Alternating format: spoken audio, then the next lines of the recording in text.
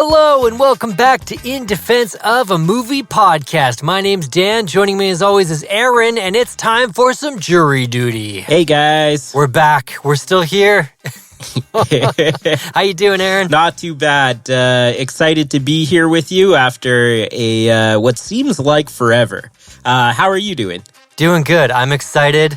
I managed to watch a ton of stuff over May. Yep. And I know we said that we would post an episode at least once a month, and we unfortunately missed May. So this is going to be an apology episode of sorts, but also a very big catch-up episode. Mm-hmm. We got a lot to talk about. Yeah, definitely. But Aaron, how's things in your life? What's going on? What's shaking? Oh, well, I'm still working away, building a house. I do have some exciting news for all of you guys out there. I'm getting a dog, an old acreage dog. So a random story to start off the episode here is one day I was just out in my garage. It was a little bit late. I was having a smoke. And I hear this rustling, and I was like, what the heck is that? And I walk out of the garage, and 3 random dogs just run out of the bush and, come up to me. Lucky. And at first, I was, a little bit nervous because I didn't know if they were friendly or not. They ended up being, super, super friendly dogs. But then I was just kind of thinking, I have a lot of cats, and they're always walking around outside. And we've also seen a few coyotes on our property, and I have nieces and nephews who play out. So we thought, hey, it's time for an acreage/guard dog. So yeah, fun stuff. Nice. What breed? It's a Marima. I think it's Marima mixed with Pyrenees. Okay. So it's gonna be a big old kind of lightish, almost white looking dog. Awesome. Kind of like a polar bear, but very excited for it. So awesome. Well, that's exciting. Yeah, May's been May's been a weird month. It's been busy, and I've been dealing with some medical issues and stuff. I gotta go to a vocal therapist, which is kind of like physio for your throat. Okay. I'm trying to get my singing voice back. As some of you might know, I fancy myself a musician, but since getting COVID 2 or 3 times, I haven't been able to really sing.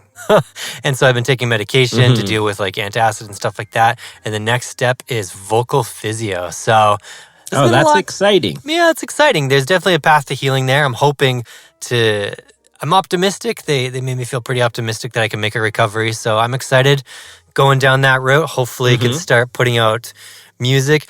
And this is probably too early to mention this, but I am playing around with the idea of doing some fan edits of movies that are less than I would have expected or hoped. So stay tuned. I'll have more to announce once I actually, once the rubber meets the road a little bit on that. Yeah. But that's something I'm playing around with.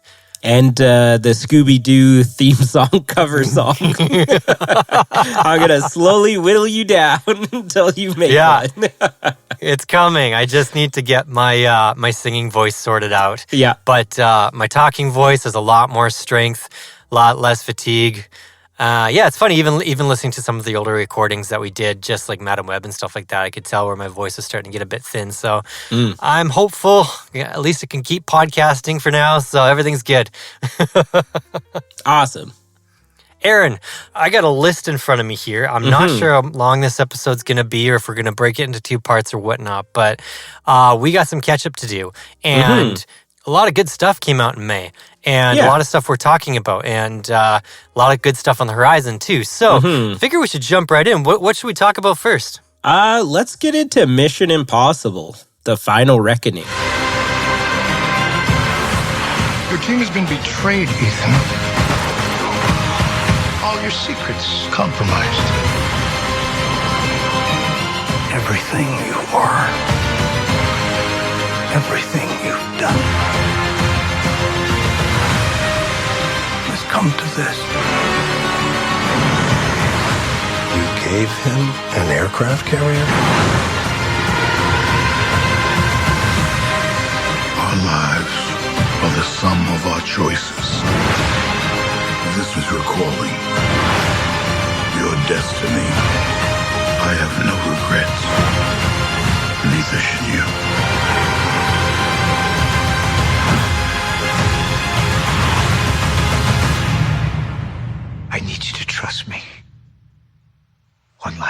We've both seen this. Mm-hmm. Did you see it in IMAX? I did not. Okay. The IMAX situation in my city is just not the greatest, so just regular for me. I learned something about IMAX screens, actually, that I thought was a little bit interesting, is that not all IMAX screens are created equal. And I don't know why this never occurred to me, but there's this local theater that I frequent the most. They put in an IMAX installation last summer, and I saw Doom Part 2 there and a few other things. And I remember just walking in feeling like, this feels smaller than, say, the IMAX out in Langley. And sure enough, it's about 20 feet smaller than the other IMAX screen in Langley. And the aspect ratio is actually completely different. Yeah. And even the seating layout, because it's not a traditional IMAX seating layout, it's more of like a traditional cinema layout. You're actually sitting farther away from the screen, too. So just because it says IMAX on the tin doesn't necessarily mean you're getting the full experience. So if there's a movie coming out in IMAX and it's important to you, maybe have a look at like what the native ratio of the filming was and try to match that to an IMAX in your vicinity. Okay. I was surprised because the image quality is better, but the aspect ratio wasn't all it could be. So that was interesting. So anyway, right off the top, I thought that was cool. Oh, okay. So Aaron. Yeah. Mission Impossible, Dead Reckoning Part 2 / The Final Reckoning. Yeah. What did you think? Well, my initial thought was, is this really how you're gonna end this franchise? Which, I don't know, I'm kind of a little bit torn because at the same time, I'm kind of like, I don't think we need any more Mission Impossible movies. But this movie, also for it being a finale of a series, also for however long this series has been going on for, it just fell a little flat for me. What about you? Yeah, I agree. I'm actually surprised at the ratings for this movie because it sits on Rotten Tomatoes at 80%. 89% is the audience rating. And I agree with you. I think this is probably my least favorite of the Mission Impossible movies. Yeah. Maybe my second to least or least favorite one. And like the stunts were fantastic. The music was fantastic. The acting, everything's great. But there's a lot of things that didn't work for me, a lot. And I guess we can get into those. I'm curious to hear your thoughts because one of the things that jumped out to me right away was all of the callbacks to the other films. There was just constant inserting of the older movies in the franchise. Yeah. It was as if they thought nobody had watched the other films. And so every time they'd reference a character or a scene or a MacGuffin or anything like that, they had to like beat us over the head with it by showing us the exact scene from the previous films. And I'll never forget this. I was coming out of the cinema and a guy behind me was talking with his friend, and he said, man, it was like they took TikTok videos and inserted them into the movie. Like I started laughing because I was like, yeah, like for real, that's what it felt like. It was just like, hey, remember the Mission Impossible movies? Here they are. That I think is the unfortunate side of having how many? Do you know how many movies it is now? 7? I want to say 7 or 8. The way that I took it with all these flashback scenes to the older movies is more of a nostalgic feel, right? So it was kind of trying to show the history of the Mission Impossible movies. And that's kind of what I chalked it up to. But I believe if you were probably to, cut all those flashbacks out, you probably could trim easily a half hour to 45 minutes out of this movie. Totally. Which is insane because it's already like a very, very long movie. Yeah. I would say the biggest thing for me in where this movie fell flat was the dialogue of this movie. I've heard something sort of interesting about these Mission Impossible movies, or at least what they became. And they would more so build or make the movie around what stunts they were going to perform. So they'd come up with an idea, be like, this is a really cool stunt. And then they would go and they would film the stunt, and then they would add the story in after and like fill in all the pieces. So it just seems like an absolute wild way to make a movie. And when you make a movie like that, I think it definitely showed. Because, yeah, when you watch it, there's just some corny dialogue. I think I texted you about this, but at the very end of the movie, after he, saves the world, I, leaned over to my buddy that I was watching the movie, and I was like, that son of a bitch did it. And I was just, saying it in, such a joke tone. And literally, that was the next sentence out of one of the characters' mouths. And so that's just, a taste of the dialogue in this movie, right? Yeah, I agree. I would go so far as to say that I hated the editing in this film. Just hated it. There's this thing I always do when I watch a Mission Impossible movie for the first time. There's this tradition in Mission Impossible opening credits where they show the whole film kind of in little bits and pieces during the title sequence. And I always look away because I hate seeing that, at least the first time I watch it, because it kind of shows the movie beat for beat, and I don't like knowing what's coming like that. Yeah. But this entire movie kind of felt like the opening credits, where there were all these cutaways and there were all these little bits and pieces of scenes that may or may not be in the future of the movie, or might have been deleted scenes or extended takes, or all these little chunks. And the editing was so breakneck. It was every couple seconds cut, every couple seconds cut. There was so much exposition over just this rapid fire, machine gun editing of, now we're going to do this and we're going to do this. And here's all this stuff that has to happen. And I just found it so exhausting. And after 3 hours of that, I was like, man, I would rather watch the John Woo Mission Impossible 2 for its simplicity after that. Even though that movie's quite convoluted. I really loved Dead Reckoning Part 1. And I think Fallout is still the best one. I think a lot of people do, actually. But this, this does not feel like a finale at all. No, it did not. I didn't like the way Luther was handled, actually. I thought that was pretty bum rap for a great character. Yeah. And I felt it was overstuffed with characters that didn't really have enough to do. Yeah. And I think at the end of the day, I'm glad I watched it on the big screen and saw the stunts, and the underwater sequence was truly stressful. When he's in the torpedo room, and the plane one as well. Yeah, just truly, truly stressful. But is it a good story? I don't think so. Is it a good send off? No, I don't think so. And the convenience in the writing too, right? With a Mission Impossible movie, obviously, it's supposed to feel impossible. It's supposed to feel like the odds and the chance of success is just so razor thin. But in this movie, movie is the very definition of jumping the shark, where I don't even want to begin to try to point out the logical fallacies in this movie, but it just felt like the entire U.S. government was counting on Ethan Hunt to save the world in just the most comically I don't know. Here's the thing. We all know that Ethan Hunt is a very important person and a heroic character within the Mission Impossible universe.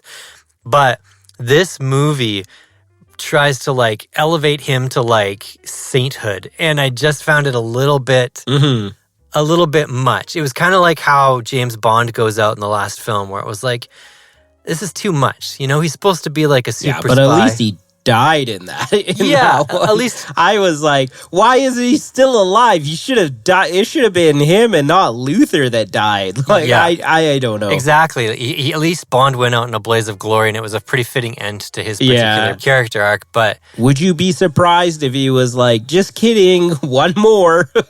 Well, not at all, because I actually don't even know where the idea of it being a finale came from. I don't think that's from Cruise directly. I think that's just what the media did. Oh, okay. That's interesting. Maybe just because it's called The Final Reckoning and people are just taking it that way? I think so. I think the door's still wide open, but I think the real issue is that Chris McQuarrie and Tom Cruise just want a break, because they've been making these movies back to back to back for the last, 10, 15 years, and each film takes 3 years or 4 years to make. And so I think Tom Cruise has a stack of scripts on his desk about, 6 feet high, and he wants to deal with those. But Ethan Hunt's, we haven't seen the last of him. There's just no way. We're going to get a 90-year-old Tom Cruise hanging from the Eiffel Tower by his testicles balls or something. I have no idea. I would say, what I'd really like to see happen is that he kind of comes back in more of a mentorship role and helps train the next generation of whatever special agents he is, whatever type he is, right? Like, rather than just Tom Cruise is just getting old. Don't get me wrong, he's still fantastic at all these stunts and everything. Like you were saying, the submarine, the airplanes, those were fantastic stunts. I was watching those movies and I just kept being like, just wanting it to be over because I was getting so stressed out. Yeah. So like he is good at it, but you know, I think if he took a step back to kind of like pick someone to fill his role, and he took more of a director producer role. Yeah. And also like with small cameos in the movie to like help train someone, you know? That's where I would like to see it go. And I was kind of hoping that this one might have something like that in there, but no, there was nothing of the sort in there. But there was no passing of the baton. Do you remember when Jeremy Renner was supposed to be the new guy, but the movie was so successful that Tom just kept making more? I think it was Ghost sense. Protocol. Oh, okay. He was supposed to be the next guy to take over the franchise. But the movie revived it so much that Tom couldn't let go. And I'm kind of glad he didn't, because we've gotten some great movies since. To be honest, I would take Tom Cruise over Jeremy Renner. I agree. I think most people would. You know, what I've always thought would be an interesting premise for like a James Bond or a Mission Impossible style villain. Maybe this is just one of those predictions just to get out there in the ether, because it's been in my head rolling around for a while.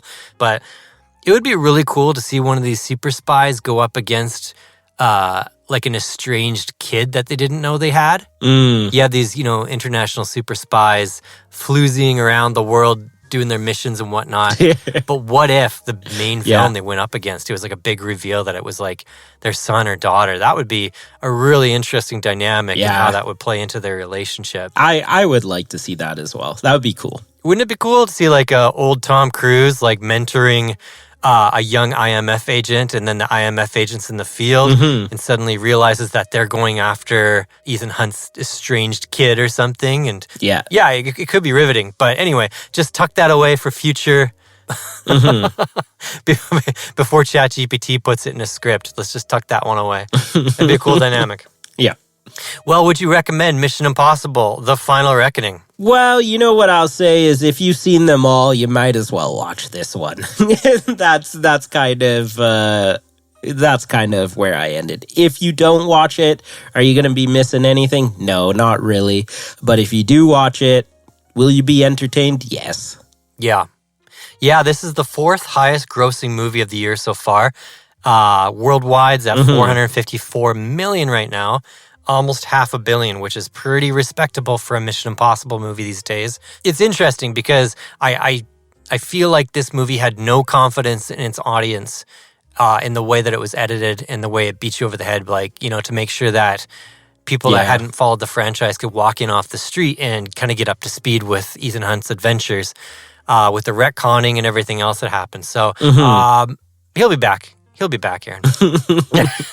You know what? He's going to be back because I'm convinced that Tom Cruise is immortal and, he's going to live forever, and he's got to keep making these movies. I was joking with a buddy of mine that the entire Mission Impossible saga has just been Tom Cruise evangelizing for Scientology, but it's being completely misunderstood. So everyone's just like, whoa, cool stunts. When really Tom's just trying to promote like a life without fear, because I'm pretty sure that's what one of the Scientology tenets is like letting go of purging yourself of fear and stuff. So I was like, and then we were joking about how like in this final movie, like there'd be like a toll-free number at the bottom of the screen to get in touch with like a Scientologist recruiter.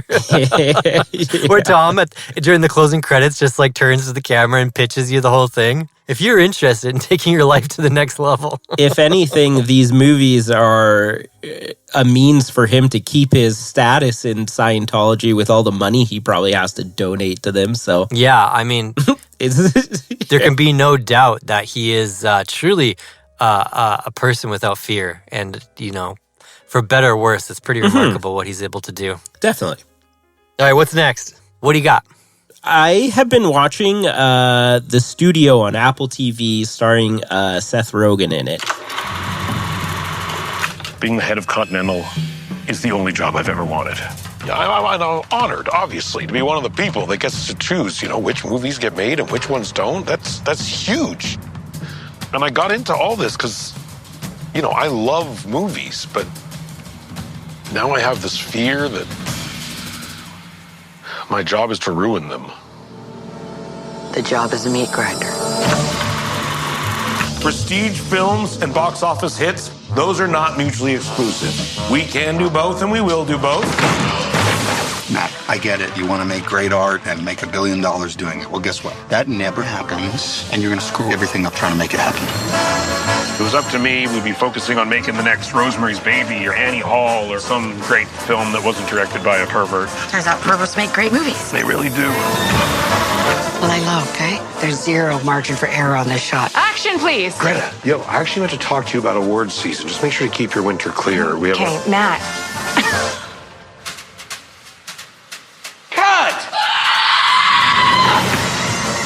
This job is just so much harder than I thought it was going to be. Matt! What up, Matt? Everyone wants something from me, and I can't give it to them. If you guys are actually open to doing something different, I have a lot of ideas. We love new ideas. Just not too new, because we got a pretty tight formula that we got to hit. I wouldn't say it's a formula so much as a structure that we 100% know works, so we're going to do it over and over again. I won't get too deep into this show because I don't want to ruin it for anyone. But I just want to shed a little bit of light on it because it was a really brilliant show. And the fact that we record a movie podcast and we talk about movies all the time. And if you are a movie lover, I feel like this show is something that you need to watch. Yeah. We like to talk about the state of Hollywood, what's going on, why is it the way it is. And this show managed to do all of that and do it in like a really smart, funny way. But not only that, it also managed to I'll tell you this one episode, which was absolutely cool. It's called One Take, I think. And in the whole premise of the show is Seth Rogen, he shows up to a on set. And the entire time, he's just kind of a bumbling idiot. And they're trying to do a one take for a shot. And he keeps screwing it up. And he keeps being like, hey, why don't you just cut it in? And they keep being like, no, it's a one shot. It was super cool. But then at the end of the episode, I didn't even realize this until a friend pointed out. But the whole entire episode is done in one take. Which is man. It's absolutely nuts. So they do some really cool things that have to do with movies, cinematography, recording, making stories and stuff. Also, they make fun of Marvel movies a lot, which are just I don't know if you've noticed this, Stan, but it's like a trend in movies nowadays where it's like, oh, did you see the new Marvel movie? And they throw it out there as a kind of a kick in the crotch or whatever. Yeah. Anyways, the studio is fantastic. You should absolutely watch it if you're fans of this podcast, if you're fans of movies. This is definitely up your alley and you should check it out. I feel it right up in there. Yeah, Dan, do you have anything you want to add, or should we jump into the next one here? I'll touch on a couple little things here. Sure. Have you seen Predator: Killer of Killers? No, I have not. Okay. I did just see the trailer the other day. It looks very interesting. I didn't even know it was coming out. Yeah, I'll touch on this real quick because I know you haven't seen it, so I won't spoil anything. And I know this didn't come out in May, but it's at the top of my mind here. It's on my list, so I'll just knock it out now.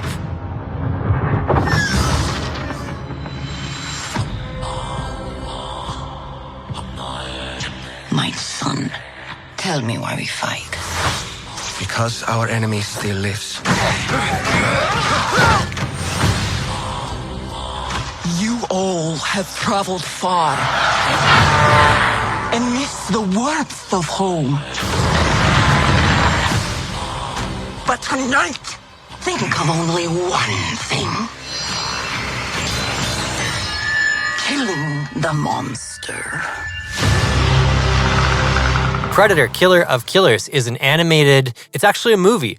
When I saw the original trailers, I thought it was like an anthology where it was 3 or 4 vignettes all kind of stitched together. And that's not the case. That's actually the way the movie's constructed, but the characters involved all come together at the end. in a spectacular fashion. Obviously, it's no secret that we're fans of like the Alien Predator universe on this show. And this kind of came out of nowhere. It had been on my radar that it was a thing that was coming out this year. I had no idea it was dropping in summer. For some reason in my head, I thought it was coming out in the fall. And it kind of came out to pretty little fanfare. It kind of just got dropped on Hulu and away you go. And this is currently sitting on Rotten Tomatoes at 95% with a 90% critical rating. Wow. For an entry into the Predator series, that is unthinkable.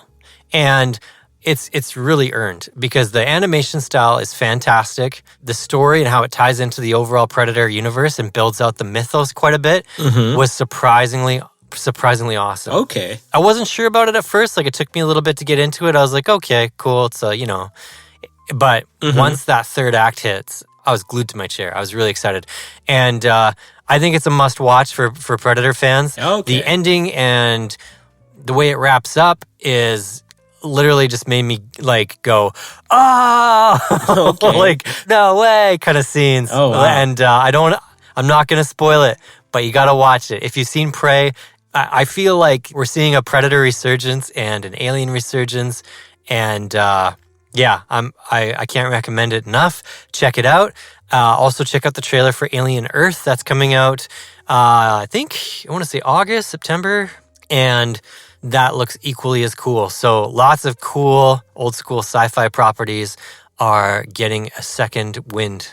It's exciting. Awesome. I do like the fact that they chose to do like an animated film, because I'm a fan of animation, but I just think that, especially when you have an IP like this, there's just so much more you can do, and I think you get a little bit more freedom as well, because you're not worried about making a ton of money at the box office. So totally.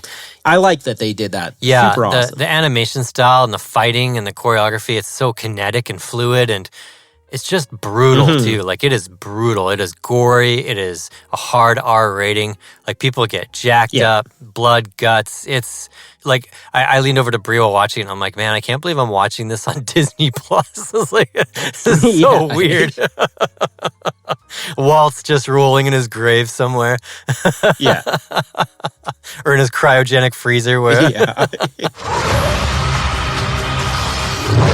only one way to kill it. We must fight together. Here we go.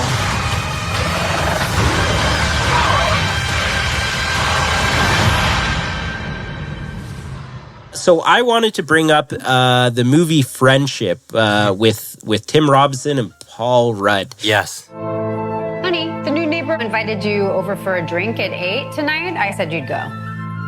You don't know my schedule. You sit there every night.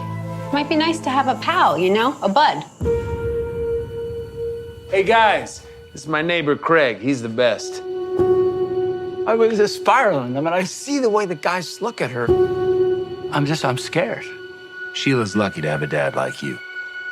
At night, I think of you. I want to be your baby. If your game is on, you can call blue. If your love is strong, I can see the future. It's full of pals. I'm on the edge of life, and the view is gorgeous. Look, we had a couple of really nice hangs, but I think it best that we go our separate ways. I don't wish to continue this friendship.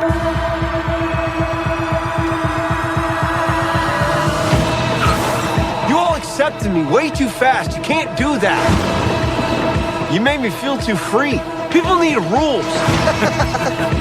You should be dead, you psycho! Who are you? Give me a second chance. Get to know me.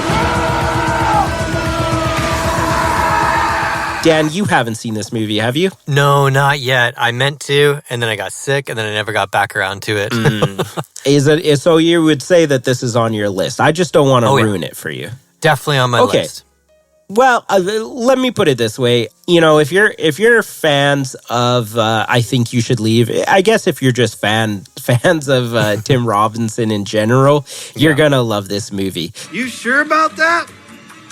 You sure about that? You sure about that? It has one of the best openings of a movie of all time where I just feel like it primes you for the entire movie. But it was an absolute hoot to watch it.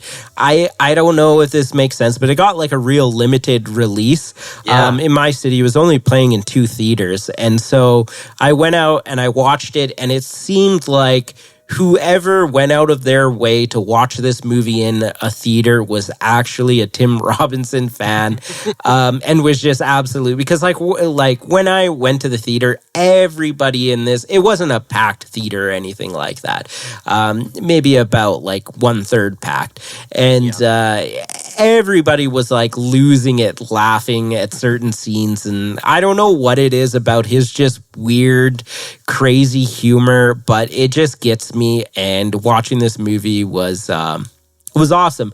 I will say though that I don't know, sometimes I watch shows, and if the main character never really gets better, I kind of get frustrated, and I don't end up liking that show. If they're just always on a downhill spiral. Yeah. But this movie, it plays with your emotions. It's a constant up and down and up and down, and the way that it ends, I wish I could go into it more, but I don't want to ruin it for you guys. I just definitely, if this comes across and you have the opportunity to watch it, I highly suggest it.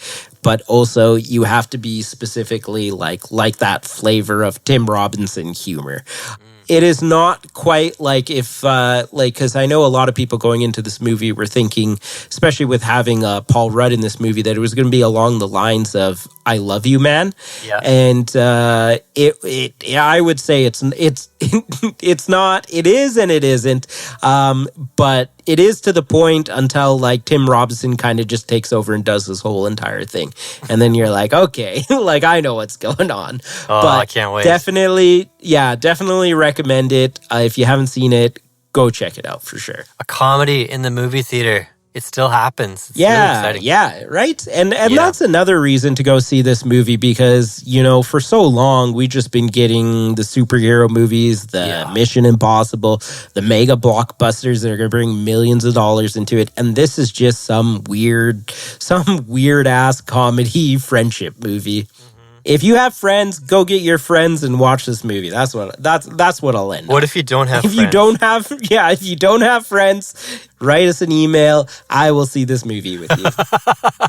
Do a watch party. Yeah.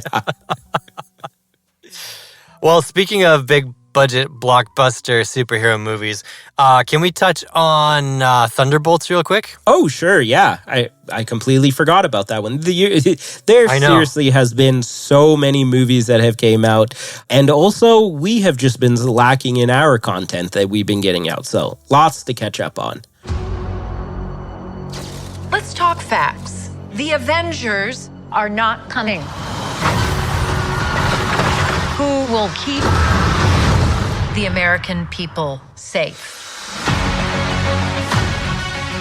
There's some big threat out there, and you are gonna help me stop it. Wait, us? Yeah, you. Why, you got someplace to be? I love that guy. So none of us comply? So what, do we all just punch and shoot? I can't think of a worse group of people trying to work together. Stop! Stop! It's me! It's John! Stop! Where were you? Where are you? No one here is a hero. Lena, when I look at you, I don't see your mistakes. That's why we need each other. Okay, that was really good. We are the Thunderbolts! Can't call ourselves that. God, thank you. Thunderbolts, sitting on Rotten Tomatoes at 88%, audience score of 93%. Yep. It raked in $377 million worldwide, coming in behind Captain America: Brave New World and, of course, Mission Impossible. By all accounts, it's actually a bit of a disappointment for Disney. I think they were expecting this to be, a $500 million to maybe 700,000 kind of movie. It had pretty big ambitions, but ultimately kind of fell flat with people. And I'm curious what your thoughts are on it, because I guess I'll just come out and say it, Aaron. I actually really enjoyed this one. I know Marvel humor is pretty cringe at times, but I thought most of the jokes and humor in this movie really landed. Yeah. I liked the character development. I really like Wyatt Russell in this movie, and Bucky Barnes and everyone. And I kind of found it refreshing because even though it felt like safe, it also did a few different things, and I just found it a bit refreshing and a bit more off the beaten path than the typical formula. So, what are your thoughts on it? Well, first off, I think, number one is Disney has a problem. I think that they need to stop thinking about their movies, making millions and billions of dollars, Endgame and all those movies. It was a different time. It was also like such a build up to those movies, and that's why they were so huge. You can't expect to just, have a mega blockbuster movie with these I don't know, they're not by any means the main character. I would call main characters of Marvel movies. They're more of a ragtag group. Yeah. They got to lose this attitude of we're we're going to make so much money, and you just got to pump out things for good content, because it has nothing to do with the movies that they're making. It's more so to do with the oversaturation of superhero movies, and also just the fact that there is one out every well, I guess that is saturation. But, and so that is part of the reason why these movies are not doing successful. Not because they're terrible movies. It's just because there's too many of them, and, people have a hard time keeping up with them. Yeah. If you're not like us, who are just crazy movie people, who are always paying attention to what's going on in the movie world and what's coming out, you're not going to have any idea. So, despite of what it did in the box office, I would say that this movie was still was one of the better ones. I completely agree with you in terms of the characters. I found that they all had a really good chemistry together. Yeah. Right from the beginning, they were all funny, they were all witty, they were all making jokes. It didn't seem like anyone stole the spotlight from anyone else, and it just seemed to work really well. Overall, I would say that this movie is probably one of the most wholesome movies that I've ever seen. The topics that they were dealing with had to do with depression, loneliness, feeling emptiness, and I don't know, and I kind of enjoyed it in that sense, because it wasn't we're heroes, we got to do the right political move to save the world. It was just kind of hey, I'm lost, and I've also found other people that are lost, and now that we found each other, let's try to find a way out of being lost together. And that was the movie in a nutshell. And so I mean, really, it was kind of really, really wholesome, and so that's why I enjoyed it quite a bit. Yeah, I completely agree. I thought it was wholesome's the perfect word for it, because it didn't try too hard to be. The action was pretty boiled down in terms of Marvel. The stakes didn't seem that high at any given point in time. It was more so about the characters, which I appreciated. I liked Bob/Sentry. I actually wasn't really familiar with Sentry, so I had to watch some YouTube videos going into it to kind of get my head around who this was supposed to be and how they kind of fit into the Marvel universe. And having done that, I was actually pretty surprised with the way they handled him. Yeah. I like that actor a lot. He was in I can't remember his name off the top of my head, but he was in The Outer Range. And I really liked that show. So I don't want to just call him Bill Pullman's son. 1 second. Lewis Pullman. That's the guy's name. I had to look it up. Lewis Pullman, son of Bill Pullman from Independence Day and Spaceballs. Oh, yeah, okay. The president from Independence Day. The president. Yeah. And no, I liked it. I thought it was very enjoyable, and I liked it a lot better than Brave New World. I thought it was a lot less, It felt a lot more like there was an actual vision behind the film and not like a bunch of cobbled together pieces, which I really appreciate. The one thing I did want to mention, I think it's well established by now. If you haven't seen Thunderbolts, I don't even think this is a spoiler because it's been all over the internet. But Thunderbolts with the asterisk is not the actual real quote unquote name of the movie. Yeah. Which is kind of an interesting marketing thing. I guess this is a spoiler for anyone who hasn't watched the movie. So if you haven't watched the movie, skip ahead a few minutes. But basically at the end of the movie, whenever they're kind of getting in an argument with what's his name? Anthony Mackie's. What's his character? Captain America. Yeah, Falcon Captain America. I was trying to remember what his actual name or his character's name was. But he doesn't accept them as the new Avengers, and he's trying to like sue them or whatever. And at the end of the movie, whenever you find that out, I was just kind of like, oh, but they came together. Like they made it through their adversities to become a team. Right? Like who are you to say they can't be a team? And so I was kind of like a little bit sad at the end of the movie. So I'm and you know what? I'm genuinely curious to see which way it's gonna go. So. Should be very interesting. There's so many moving parts and teams. I do not envy the job of screenwriting on this Doomsday Marvel movie because my goodness, Aaron, like how does this all work? Like you have new Avengers, you have old Avengers, you have the Fantastic Four coming in, you have presumably some Guardians of the Galaxy characters, you have the X-Men legacy characters. Who am I missing? The Marvels, you have the Spider-Man universe. Like, what do you do with all of that? Endgame was one thing, but Endgame had buildup. This feels like a bunch of IPs crashing together in the last minute.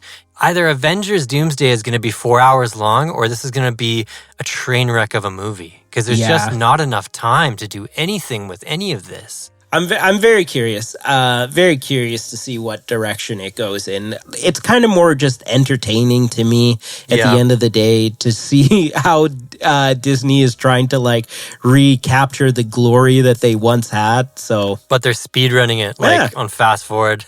They're trying to do in 10 years. They're trying to do in 2 years what they did in 10 years, and it's a little disconcerting, but. Again, I'm trying not to meta-watch Marvel movies anymore. I'm trying to just take them at face value, go in and enjoy them.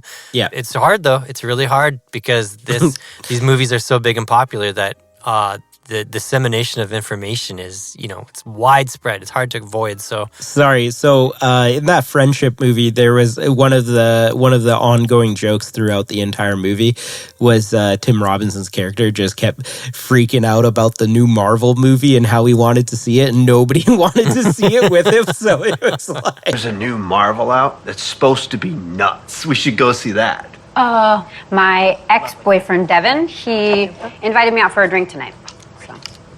Stevie, your mom's abandoning us. It's just you and I. We got to go see that Marvel tonight. I already saw it. It's sort of... Nah, don't spoil it. Do not spoil it. What's going on? Does he ever say what Marvel movie it is, or does he just call it the Marvel movie? No. They just keep calling it the Marvel movie. They don't say anything. So it's like, it's just such a funny trope that people are doing in movies these days. So makes it timeless. Yeah. Yeah. It reminds me of that Arrested Development thing when Lucille just gives some money to the kids and says, go see a Star Wars. Yeah, pretty much. Here's some money. Go see a Star Wars. You could just as easily say, go see a Marvel movie. Yeah, hand my kid a 20. No, not even a 20. My gosh, what, a 50? Go see a Marvel. Yeah. Let me ask you this, Dan. This just kind of popped into my head here. But do you think that we are going to see Marvel movies until we die? For the rest of our lives? Do you when do you think that they're going to be okay, we had a good run. Let's stop this until the money runs out. Until the wheels come right off. We'll keep seeing them. Yeah. Just like any other franchise. People keep showing up. Once Disney just suffers enough losses on some of these things, they're just going to keep making them forever and ever, as long as they can. And then they'll probably shelf it and then reboot it. I wouldn't be surprised if we see an Iron Man reboot in our lifetimes, for sure. because nothing's really, nothing's sacred or whatever. So but yeah, no, I think we'll see them as long as they can turn a profit on them. Yeah. Well, it'll be interesting. All we have to do is just sit back and watch everything unfold. Yeah, I think the landscape is going to change as to how we experience them, but yeah, they'll keep making them for sure. Mm-hmm. Well, should we jump into the next one? Let's do it. Let's keep going. Did you have anything that you wanted to talk about, or should we go into Sinners? Have you watched season 2 of Andor? I came with you to be part of something.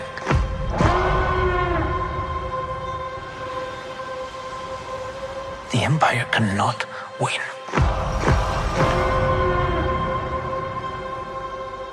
It's a different kind of mission.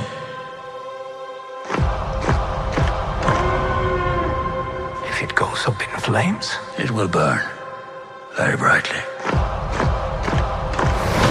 But if I'm giving up everything, I want to win. We have to. We must stand together. We will be crushed. Resistance is absurd. It's a weapon. They're building a weapon. The monster will come for us all. Revolution is not for the saying. You're right here, and you're ready to fight.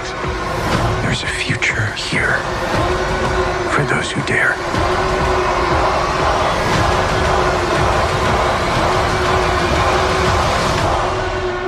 Welcome to the rebellion. All right, I'm not going to spoil anything, but Andor season 2.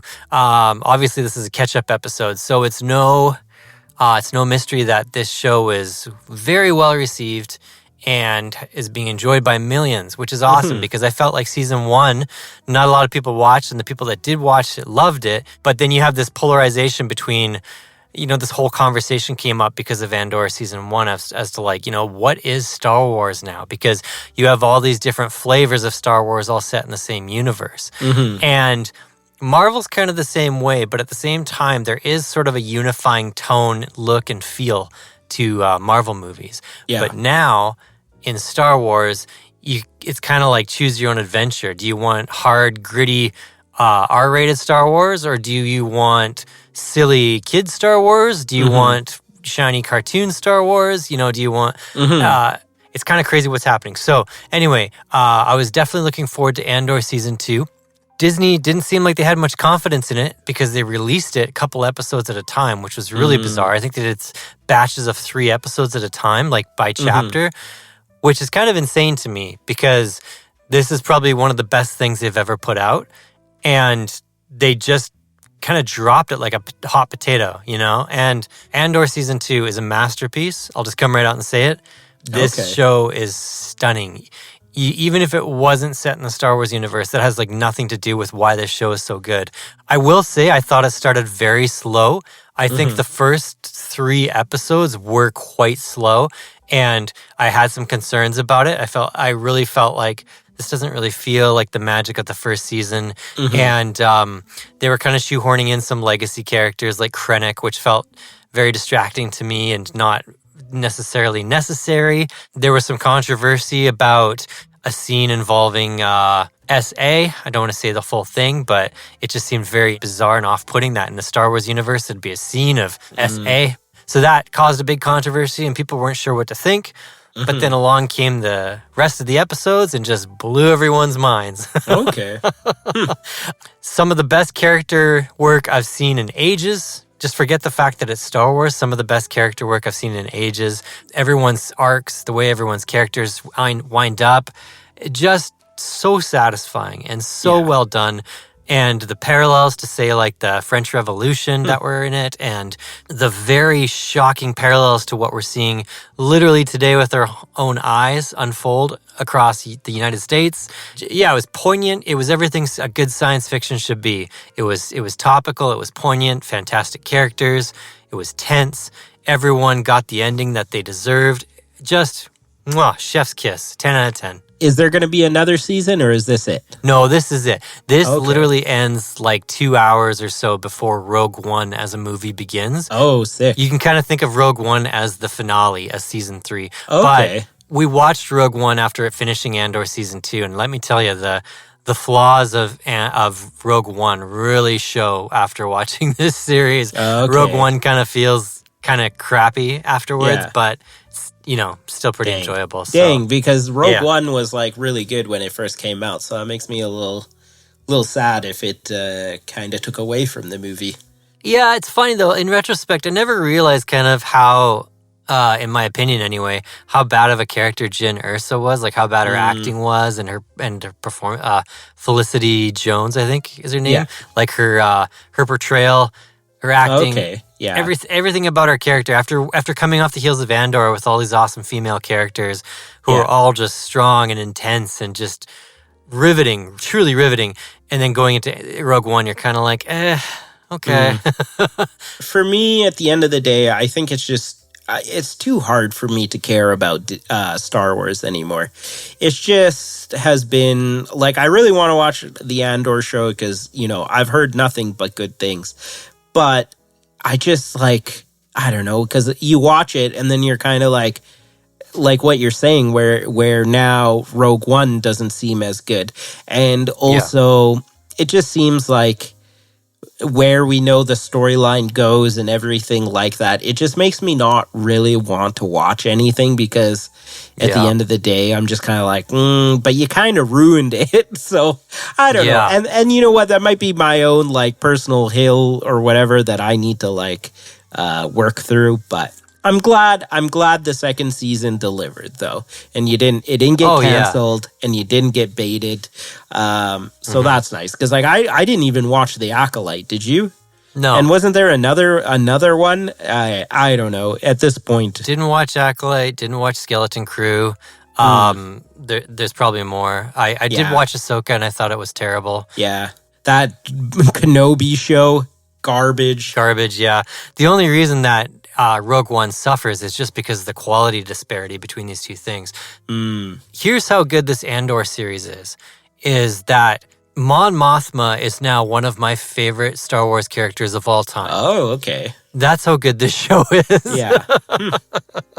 Interesting. Yeah, seriously, that's how good this show is, where you're just like, wow, this is I think we're going to rewatch it, truly, because it was just so bloody good. It leaves you wanting more. You want to start season 1 over again, just to experience the whole ride again. I have been due to watching the original Star Wars. It's been quite some time. Yeah. And typically I like to watch them every year to 2 years.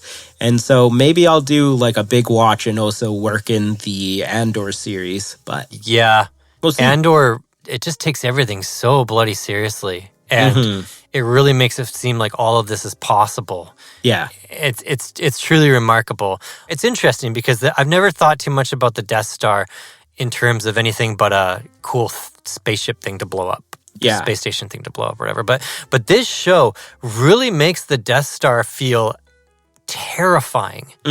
And I don't know how they pull it off, but it really feels like the end of the world. It feels so scary. And that adds so much more weight to episode 4 when you see it finally unleashed on Alderaan and you realize just how terrifying it is that the Empire is in possession of such a crazy weapon. And it's just, it's unbelievable. It's truly unbelievable. I'd like to see a spin-off show of everyone, a certain group of people that hate Luke Skywalker because he blew up the Death Star and ended up murdering so many family. He probably, blowing up the Death Star, murdered more people than any other character in Star Wars history. If they could do that in the tone of Andor and set it right after A New Hope, right? If they could find a way to create new compelling characters and do that, that would be amazing. That would be such an interesting take where it's just this whole side of people upset with him because they lost loved ones and Luke's and there's this whole other part of the galaxy that actually hates Luke Skywalker and wants him to die. That'd be really interesting in my opinion. But hey, if it happens, you heard it here first. So let's see. A whole uprising of people that hate the Empire, but also hate the rebels because they both of them committed genocide in their own way. You know, Disney is going to have to find some new way in order to revitalize the Star Wars IP, because they really did it dirty with those the last few movies. So curious to know like how they could possibly even hope to redeem themselves. So that might be one of them. And like, you know, and you could throw in a little bit of like in between the movies, so we get like a young Luke Skywalker training, you know, or like learning, like they could do that whole arc where he goes to like learn how to like, you know, fight with a lightsaber and all that. So it'd be interesting. We'll see what happens. Yeah, Disney has a real problem now because they have this new flavor of Star Wars that is very adult-oriented. It wouldn't hold kids' attention, and you wouldn't want your kids to watch this show. Yeah. It's violent. There's actually swearing in this season, which was it just took me off guard because there's not usually swearing in Star Wars. But I just was like, you know, the tone is very much geared towards adults. But it doesn't sell merchandise. It doesn't sell toys. And it doesn't really sell their theme parks and stuff. So they have to have the more like childish version of Star Wars in order to maintain connection to its roots and to the money-making side of Star Wars. I see. So they have one side of Star Wars, which is huge, like critically acclaimed, probably has the most viewing minutes of any of their other series at this point, not just because of its length as a story, but because so many people are gravitating towards it now. So they're stuck in this duality where it's like, okay, do we keep making adult content for our streaming service that people are going to love? Or do we keep pumping out like the childish, I don't mean to be like too condescending, but the childish nonsense that can sell plush toys and stuff, right? Like, and again, I wouldn't want to be in that position because it's just like, this has got to be the same universe somehow, but suddenly you have silly Star Wars and you have serious as a heart attack Star Wars, and it's like, cool, which one do you want to foster, guys? Like, can you do both at the same time? It hasn't been working. Well, and you know, if anything, this Andor show is just showing that who the real fans are, right? Yeah. You finally have an IP, a Star Wars IP out there that is doing well and people love, and it's your most adult-rated one. So, who like that right there should show you who your fans are. It's gonna be us millennials who grew up watching this stuff, you know, and we're diehard fans. Will we buy toys? Yeah, probably. But the other thing too is it's like, calm down, Disney. You have Marvel. You can make toys from that. You have so many other IPs that you can make toys from. Maybe just let it slide that you might not be making toys for Star Wars. Or let me throw this out there. Maybe they start gearing all the cartoons that they do towards children and maybe leave all the live action for us older people. Yeah. I would be okay with that. I like that. I like that a lot. Right? And so, you know, Disney bigwigs, if you're listening, like, you know, you like just listen to what we're telling you and you'll be successful. Yeah. But anyways, I digress here. I get so worked up around Disney and Star Wars, and my apologies. No, it's fine. It's a really easy topic. It's like a black hole to slowly get sucked into to talk about for sure. Definitely. This episode will be continued in part 2. Thanks so much for listening. Be sure to check out our social media notes and the show links below, and we'll see you in the next part. Bye.